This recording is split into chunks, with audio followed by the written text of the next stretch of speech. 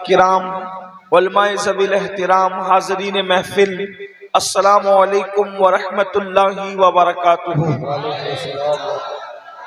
انتہائی احترام و عقیدت کے ساتھ اپنے اور ساری کائنات کے مرکز عقیدت انیس بے کساں چارہ ساز درد منداں، ہم غریبوں کے غم گسار، ہم فقیروں کی ثروت، شہر یار ارم تاجدار حرم نوبہار شفاعت، شب اسرا کے دولہ نوشے بزم جنت، دانائے سبل مولائے کل ختم الرسل، خسرو خوباں سیاح لامکاں وجہ کن فکام، در اللہ المکنون سر اللہ المخزون، عالم ما کانا وما یکون، آب و گل انبیاء جانو دل اصفیاء، مطلع ہر سعادت مقطع ہر سیادت، خلاصہ کائنات فخر موجودات، حضور احمد مجتبی محمد مصطفیٰ، ارواحنا فدا صلی اللہ علیہ وآلہ وصحبہ وبارک وسلم کی بارگاہ بے کس پناہ میں جس طریقے سے پڑھاؤں بلند آواز سے میرے ساتھ مل کر پڑھیں۔ الصلاۃ والسلام علیک یا رسول اللہ، الصلاۃ والسلام علیک یا نبی اللہ، الصلاۃ والسلام علیک یا حبیب اللہ، وعلی آلک واصحابک یا نور اللہ، صلی اللہ تعالی علیہ وسلم۔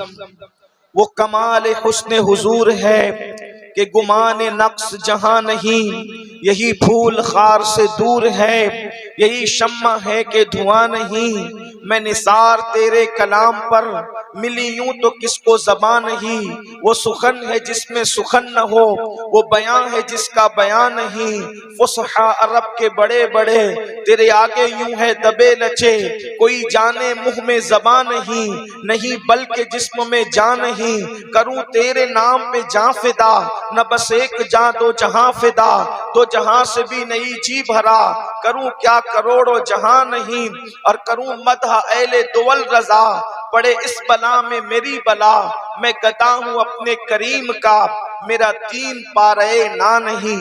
آج کی یہ محفل بڑی خوبصورت اور حسین و جمیل میلاد مصطفیٰ صلی اللہ علیہ وآلہ وسلم کے حوالے سے انعقاد پذیر ہے۔ وقت میں بہت مختصر سی گنجائش ہے۔ دیکھیے، ہم لوگ اہل سنت و جماعت صوفیہ کے ماننے والے لوگ ہیں، اور جتنے وقت کا پرمیشن ہمیں دیا گیا ہے ہم اسی وقت میں اپنی گفتگو کو مکمل کریں گے، اس لیے کہ ہم ایک اچھے مسلمان بھی ہیں اور ایک اچھے شہری بھی ہیں۔ اچھا مسلمان وہ ہوتا ہے جو اپنے مذہب کو فالو کرے، اور اچھا شہری وہ ہوتا ہے جو اپنے ملک کے قانون کو نہ توڑے۔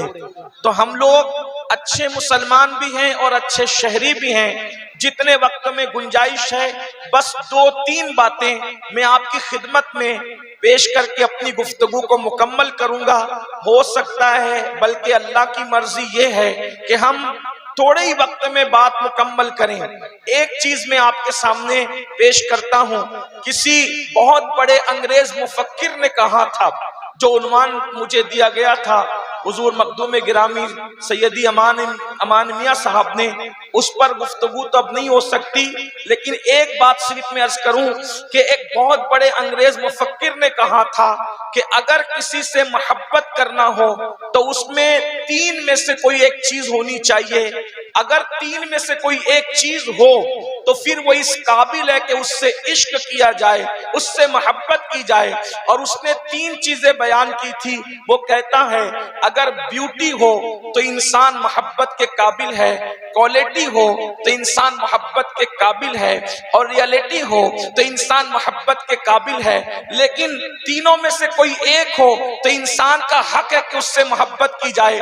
اس انگریز مفکر کے ان تین جملوں کو سامنے رکھیں اور ہم اپنے اپنے آقا مدینے والے مصطفیٰ صلی اللہ علیہ وآلہ وسلم کو دیکھیں تو ان میں تینوں کے تین چیزیں موجود ہے.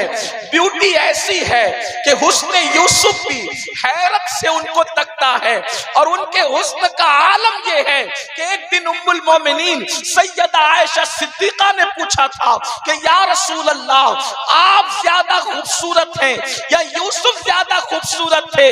تو میرے آقا نے کیا جواب دیا ہے، وہ سخن ہے جس میں سخن نہ ہو، وہ بیاں ہے جس کا بیاں نہیں، نہ غرور کی بو آتی ہے نہ گھمنڈ کا تصور آتا ہے، اور حقیقت بھی بیان ہوتی ہے.